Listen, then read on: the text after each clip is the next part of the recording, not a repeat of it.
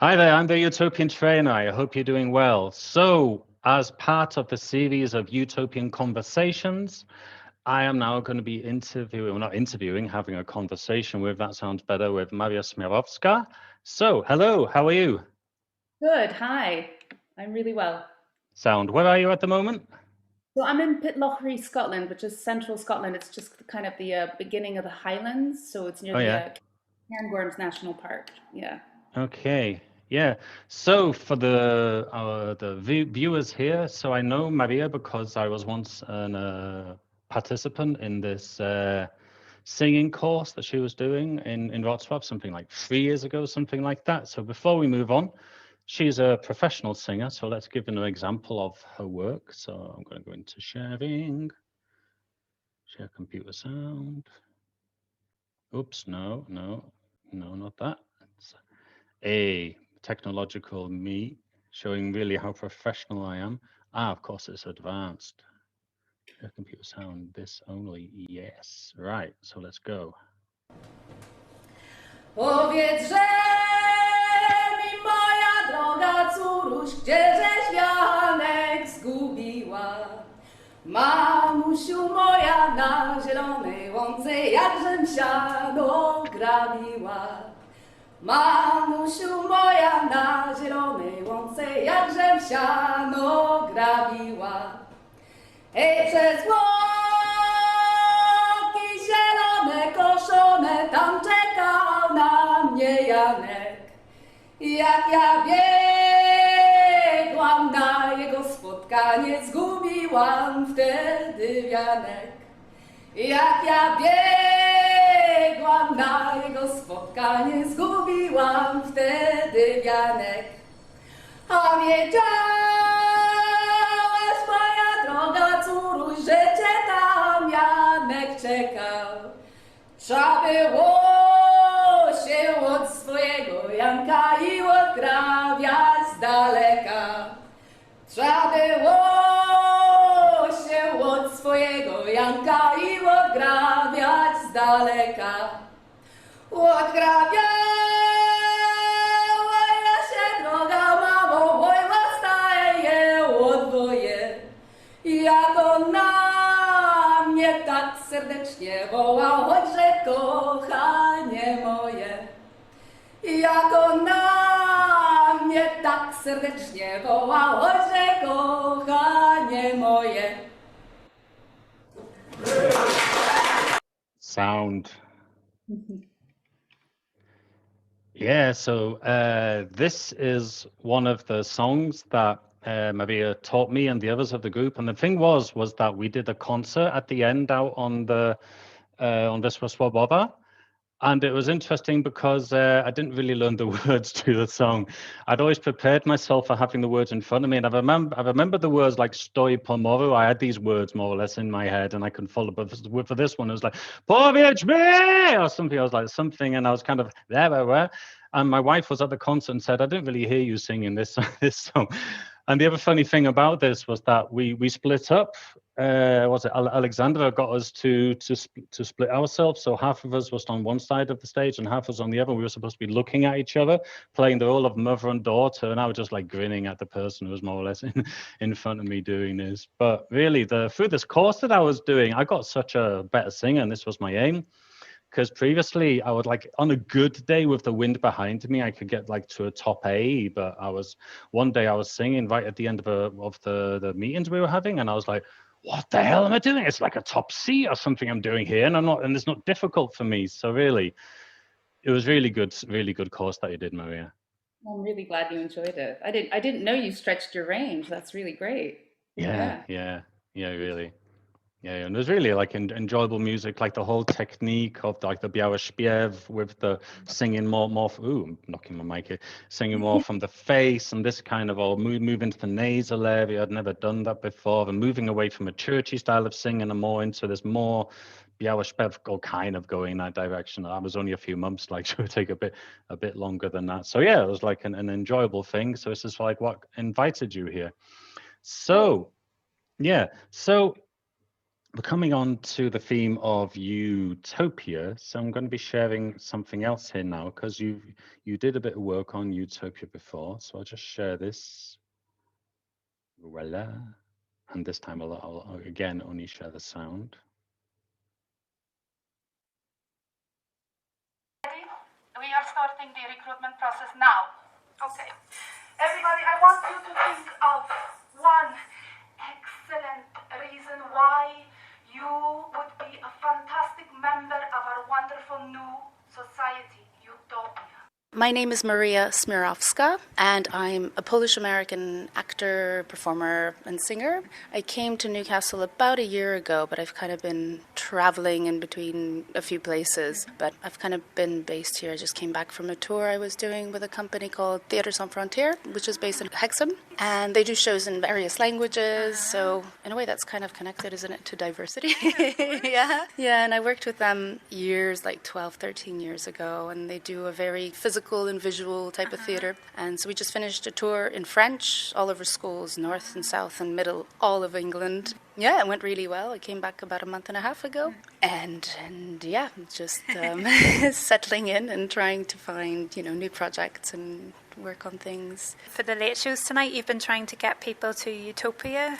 I have indeed. Yes, I thought, what's kind of a performative way to bring this idea across? And I had a million ideas. I couldn't decide on one. And in the end, I thought, why don't we try to take people to, first I thought heaven, and then I thought maybe that's not open enough. And then I thought maybe paradise. And I thought, no, let's just go for Utopia. And it was actually great because it engendered a lot of interesting discussion. Yeah. I don't know if you were in one of the ones where, so it opened up a lot of discussion, which was fabulous. And I had no idea what to expect because I've not actually done performative art before. I've done, kind of acting in a play where it's mostly set. Things can be improvised, but not usually. So this was kind of a new challenge and quite exciting, I must say, because I didn't know what to expect. And some people obviously didn't want to participate, and I didn't want to force them. But some people were very open and came in, and it was like, oh wow, this is such a cool, it's really opening up the discussion, but in a performative way. Yeah. And so the question was, how do you even get there? Are there exclusions to Utopia? Exactly. Well, it was like, what makes up Utopia? What is Utopia, and how do we get there? And, bringing in this theme of diversity. And some people didn't want to leave. They thought Earth was fine. So that was also interesting. It's like, why escape? Why can't we fight for a better world here? Which was great. It was like, oh, gosh, yeah. So you had some really interesting responses. I was going, let's get away. Let's get them all to Utopia. And people were like, no. But nobody was able to go, unfortunately. Nobody was actually... Nobody qualified, so the portal didn't open and take anyone. But I think everyone got something out of it. I gave little quotes out to read and, little seeds that went in and hopefully gave people something. I hope, I don't know, but maybe something to think about and just kind of go, what is this diversity? And actually, it's a good thing. Brexit even came up in discussion. Of course. So that's what I was trying to do tonight. Do you think you'd do this sort of thing again? Oh, definitely, yeah. I like that it had kind of a theme, which in a way, I guess, it is a bit political, and it was nice to do something like that. I don't think I've done much of stuff that's kind of more socially engaged like this.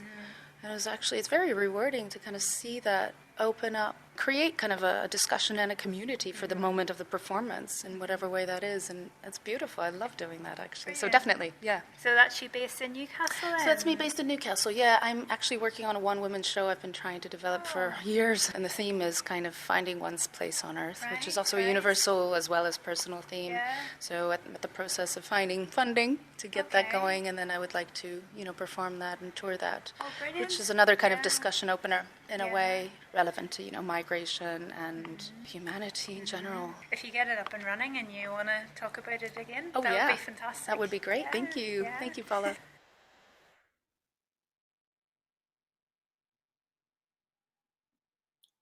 Can't hear you. Yeah, I forgot I had this really microphone thing to do that. Yeah. So Maria, do you want to tell us more about then your work and that project that you were doing? Yeah, so when you asked me to do this interview, I just remembered actually I'd done this thing a few years ago in Newcastle on Utopia, and I was like, this would be great to kind of bring it into the conversation. It was actually a project during the late shows, which is kind of like, you have the Noc Muzeów, so like the museum, as when everything is kind of open. So it was that idea, and it's called Late Shows in Newcastle. And so this was kind of building, kind of slotted by various artists and so on. And I was, which part? I was in a part called The Good Space. And the theme was diversity, and I kind of took that theme and ran with it and went, what do I want to do? And I was like, well, I want to have a utopia full of diversity. So I decided to become this kind of Eastern European bossy character who was recruiting new recruits for my new society, which was just simply called Utopia. So I had people line up and, kind of wait, answer questions that I had, and like, what is utopia? And how are we going to create this society? And then there was going to be a portal that was going to transport everybody to the new world, but nobody got through. But it was really interesting because it was quite improvised and very interactive. People really surprised me by replying and really getting into a discussion. And like I said in the interview we just listened to, a lot of people didn't want to leave Earth for a new world and start over. A lot of people were kind of like, let's stay here and see what we can do with what we have, which was heartening, which was, it was heartening. And yeah, that's the only time I did that performance. Besides that, I do other things. I work for other companies, and like you just heard, I'm also working on my one-woman show. So that's kind of my fixation at the moment, my goal. Almost there. So yeah. So I guess your question was, what do I do? Sort of. Yeah. So I'm an actor, I'm a performer, I'm a theater maker, I'm a singer, and I'm also a kind of weird to say this word, but like a healer. I'm kind of embodying that now. I've become a Reiki practitioner since I've been back in the UK, and I've always been interested in kind of shamanic work. So I'm not trained, but I'm doing it kind of for myself and starting to do courses and things like that. And so what I'm looking at in my theater work and creative work, and I think it was always present in the singing work and the workshops that I've done, but never named. And I'm still not necessarily going to name it, but maybe a little, is how to bring in energy work and shamanic work and practices into theater and singing and performance. So I'm starting to explore that a lot more now. I mean, certainly I remember that when we were singing, when we'd be singing in the circle and we were like improvising things, or if we were singing something and it'd be like a rhythm and we would kind of be moving together, and there was this kind of, I don't really know the words really to describe this, maybe you can describe it better, but there is this kind of sense, there's a community, or not community, but like a communion of sorts that's happening in the rhythm, in the music that we're sharing, in the interaction with the others.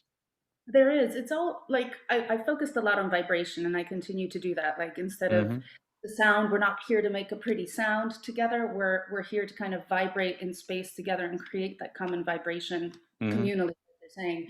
And something magic happens when people start opening themselves up to that, and it's very powerful and empowering. And you yourself said you got a lot of benefits out of it, and I love that. And I find that the more I kind of go into kind of working with Reiki and shamanic things as well, and meditation and practices, the more I see just the power of intention, the power of placing intention into words, and therefore singing, for example, with intention, or speaking with intention, moving with intention.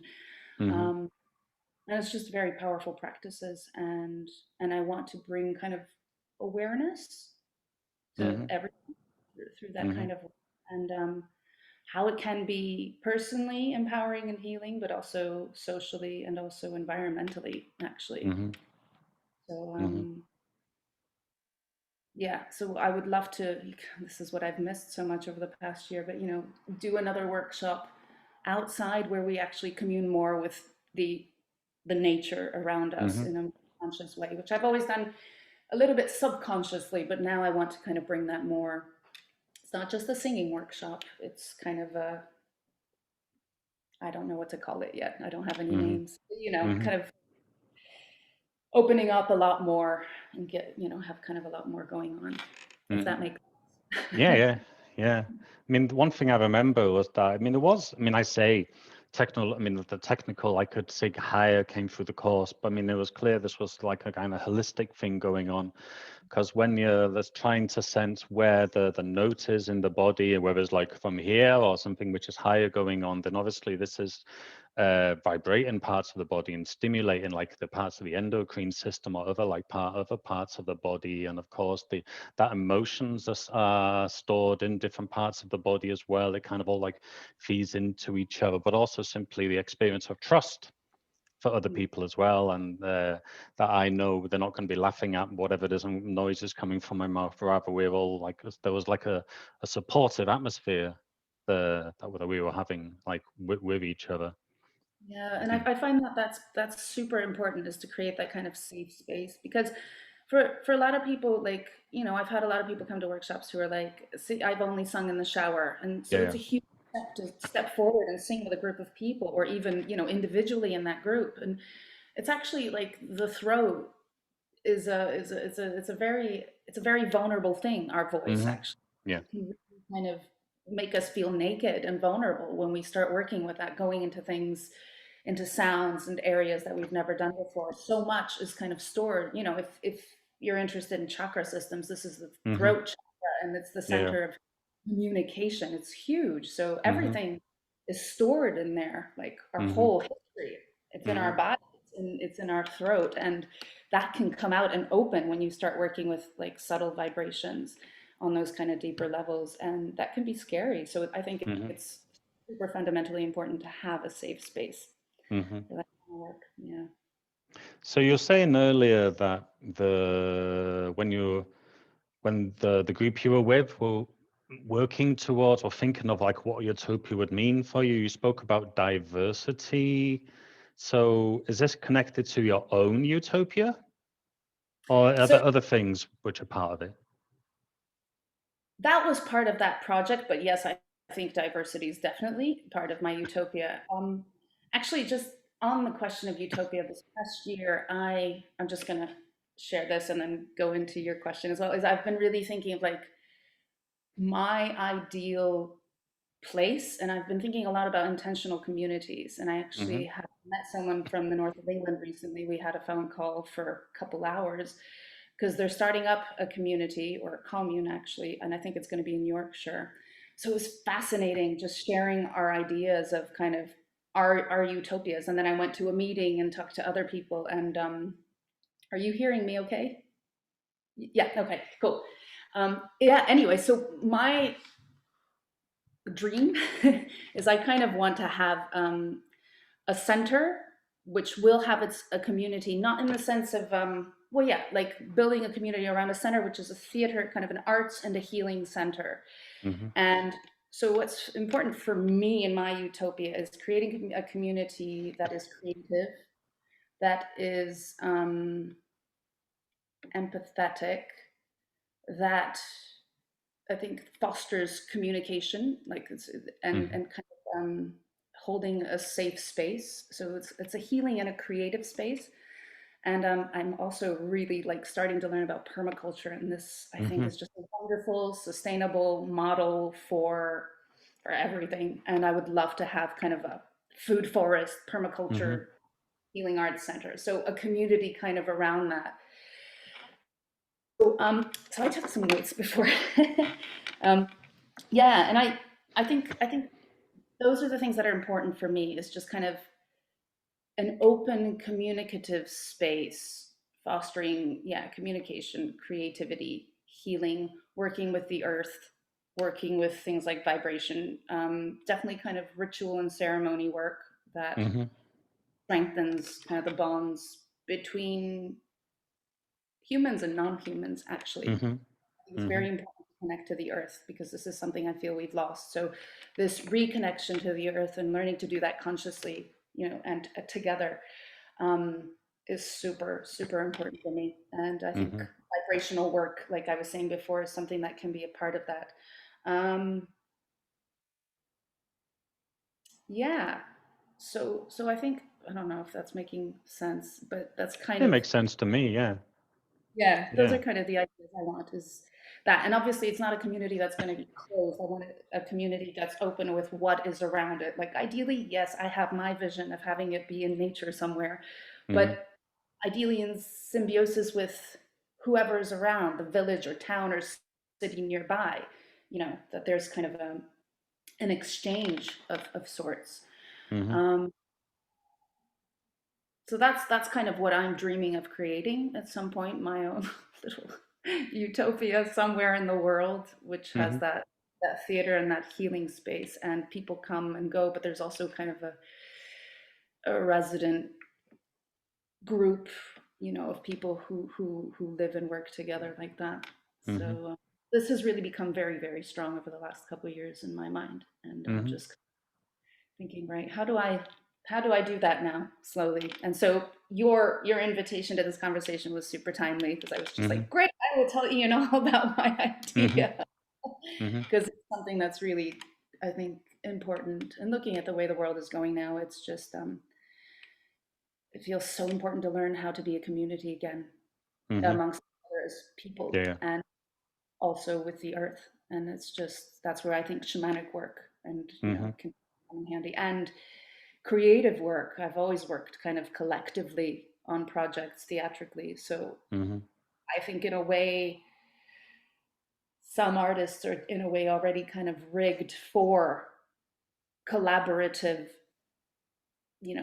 social kind of collaborations and efforts, if you will. So I don't have this vision of that working very well. And I know there's already some communities, like artistic communities in the UK and elsewhere, who are living in kind of communal situations. There's Knee-High Theatre, I think in Cornwall actually, and there's, is it Bread and Pup? No, it's Double Edge Theatre up in the US. I'm not sure where they are, Vermont possibly. So I know there are models like this already out there, kind of theater companies who are living, working, creating together.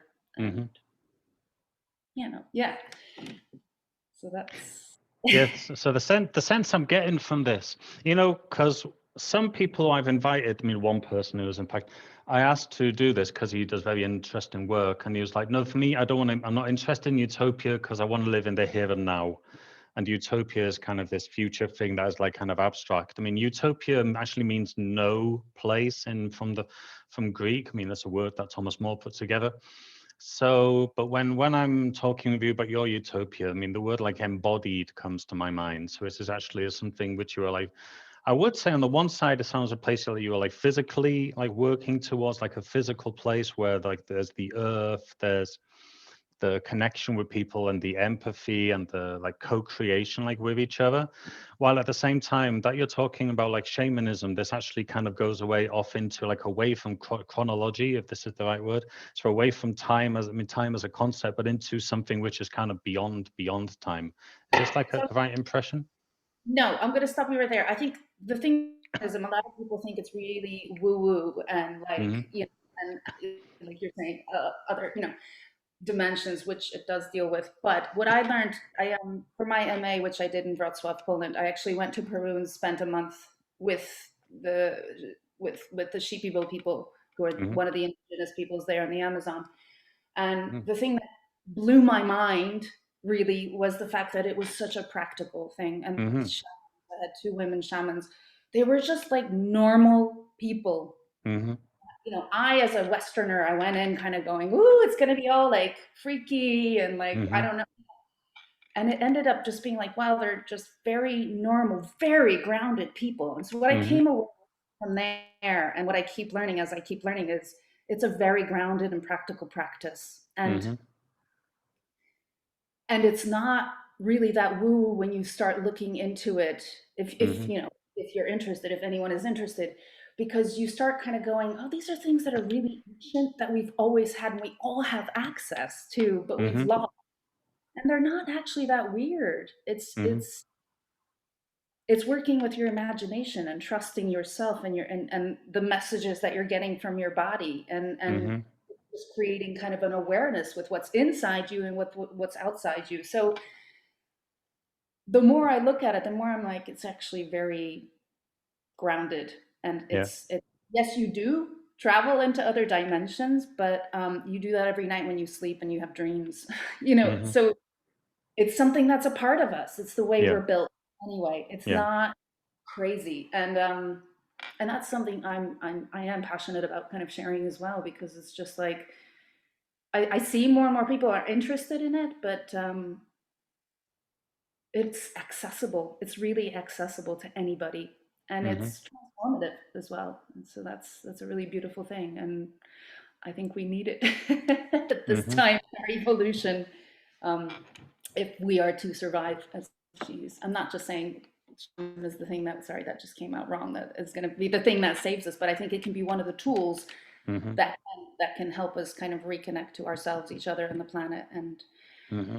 do some good healing work. And yeah. Mm-hmm. Yeah, good to clear this up. Well, so thinking of the thing that interests me with regards to creating utopia is the issue of like power and hegemony. And to just so I can elaborate a bit more on this is that I'm seeing, I mean, I'm interviewing all kinds of different people, including people like working for corporations, doing intercultural workshops and dealing basically with middle class people, or people who are the next, I'm going to be doing a written interview with someone who's working with who is a trade unionist, and whether feminist was like, there's a diversity of people who are thirsting, have hunger for whatever the right metaphor is, for a better world. And I think in order to achieve this, it's good if there's like a wide variety of people who are like working together and pooling their resources, not just they're doing their thing and these people are doing their thing, rather there is some kind of collaboration going on between. So when it comes to let's call it the singing community or the Reiki community or like the shamanic community, what strengths would you say that you have to bring towards this like utopian project that's not been said already? Yeah, well, I think definitely community building. I think just through just the fact that, for example, when I work with singing, I work in a circle, so there's no hierarchy. You know, really, that I try to place everyone, idealistically speaking, on the same level. And in a lot of kind of collaborative theater work that I've done as well, I prefer, I think, more collaborative practices where where everyone has a say. Yeah. You've got the director who's like, this is what you do. Yeah. And so mostly the stuff I've done has been rather kind of underground and non-mainstream, and has been more collaborative. And I love that. And I think that's definitely something, is just, for example, personally, I think I can hold space quite well for that kind of conversation to go on, to facilitate each voice to be heard. And yeah, I think that's a big one, actually. That's not something that happens easily and not everyone can do. So definitely the communities and kind of that I come from and can work with this, holding space, building community, establishing dialogue, and then obviously the creative practices, be it singing, working with vibration, the shamanic work, the energy work, the personal growth and personal healing work, and then taking that out into a wider sphere, into the community, into the world beyond. Creativity, looking for creative solutions, not, thinking outside the box, thinking, innovatively, what can we do? And artists generally are people who are always looking for solutions, and where there seem to be none, making links and connections where you don't think there are any, finding hope where there is none. That's another thing. That's a big one, I think. We need hope. We need hope. The ritual and ceremony work is creating connections between people, and the planet. Inspiration, inspiring others, helping people find their voice, empowering individuals, and and empowering communities. Yeah, kind of all these things. Yeah. You've opened up my utopian door here. I'm like, well, here we go. Opening the utopian door. Maybe this is what I should call this CVC. Maybe that's a good phrase there. I think one thing, I mean, this is what I want to do basically with the interviews here, I speak with all kinds of people, I mean, for example, I mean, I'll give you an example. As someone I sometimes see, I mean, he doesn't live in Wrocław, he lives miles away.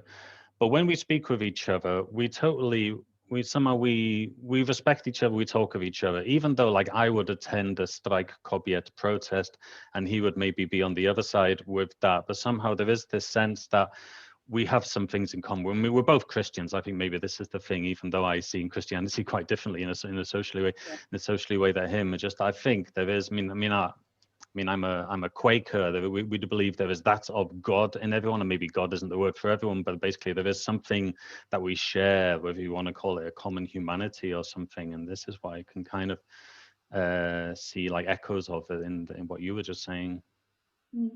Well, I definitely like, yeah, I mean, I'm definitely a spiritual person. Like, I don't necessarily use the word God, but Yeah.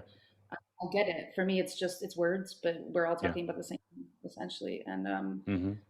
for me, in kind of in a utopian society, it would be so important to have what you're talking about, but even more, like people with radically different opinions being able to have a voice and not letting that, this is like a dream. How do you do this? And I don't have an answer, but like, how do you have that work where you really have those differing opinions and space for them without us killing each other and, and not being able to have dialogue? How do you have dialogue amidst such, great clashes of opinion and differences? And that's something to strive for. It's just kind of how to always have that space and dialogue. Mm-hmm. Mm-hmm. The thing I like about what you're saying is this isn't vague, though. This is kind of clear and kind of clear skills, clear competences. I mean, just as an aside here, there was this moment when we were doing the course and you gave the note, but then you kind of, oh no, this is the wrong note. So you went like, but then you went, oh no, it's like, no, I can't remember. You said, I can't remember the note. And I just copied what you were doing. I just went, just messing around with it. And you said, stop that doing that. And it was funny. It was funny because you shouted, I mean, I didn't shout at me, but you were acting as someone like an angry person with me. I laughed. I didn't feel attacked at all because I thought if I was to try that, I think people would get hurt or offended. But somehow you had the talent of bringing this across in a really comedic,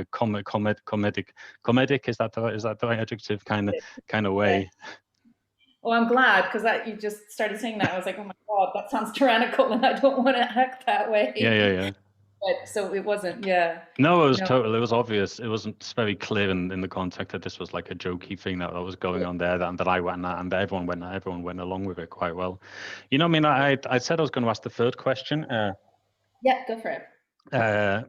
Which was about like crossovers with like you have like your kind of version of utopia or the ones which is within your community, and what crossovers do you see with other utopias? But at the same time, maybe you've answered this question already because things like community dialogue, I mean, you haven't said it, but I'm kind of like respect for the common people and for like the planet, the life that we have on this planet. I think this is like opens up all kinds of connections, I think.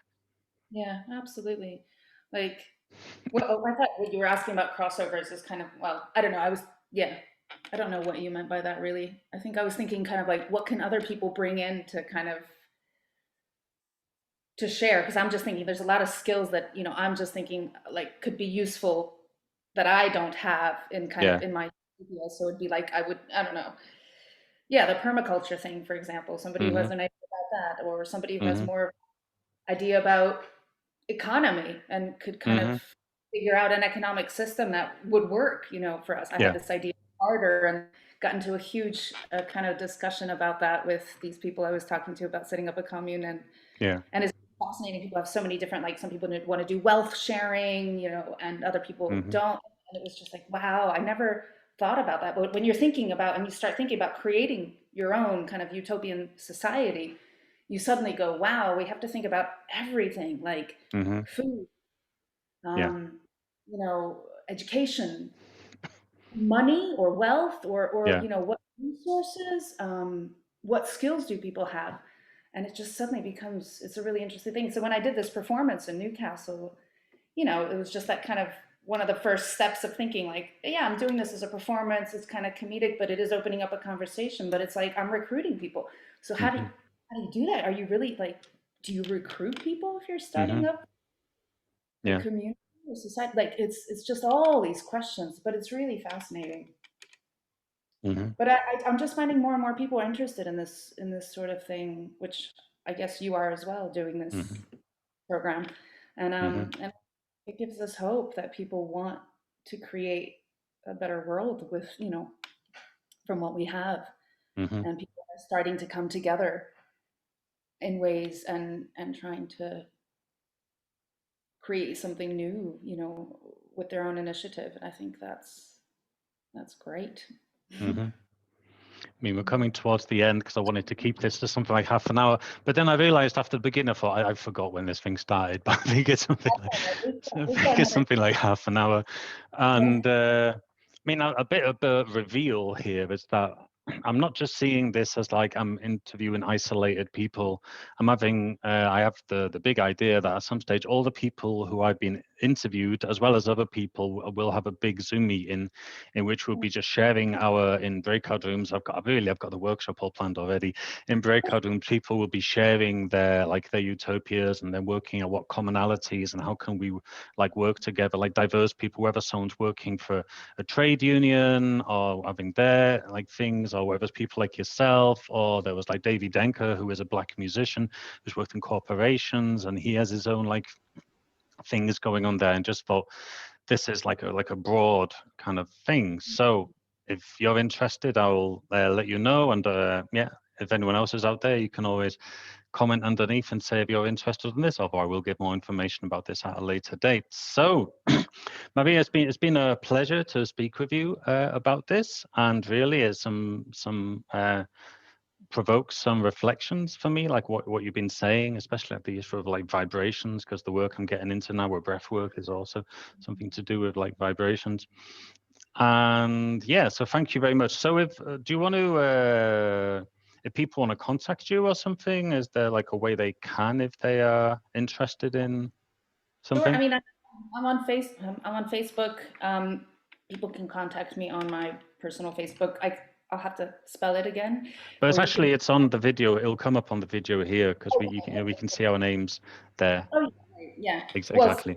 you can have it on there, and I'm also on Instagram, and it's the same thing, all Oh yeah. lowercase, my all together. So just at Mariae Smiarowska. So Yeah, and I follow you on Instagram, so I can just also put links up towards your Facebook or your Instagram profile in the when I finally upload this video next week. And yeah, so for those of you who've been watching this video who have not yet subscribed, subscribe to this channel, because really I want to do. This isn't really me. I'm just a bit of a facilitator to enable people like Maria or other people to kind of reflect on what kind of utopia do they want to have and how can we work together to achieve this. So subscribe this, share the videos so we can just make this like a very broad thing. Yeah, that would be great. So thank you, Maria, and thank you, my group. This isn't a watching this. bye. Bye. No, I pressed the wrong button.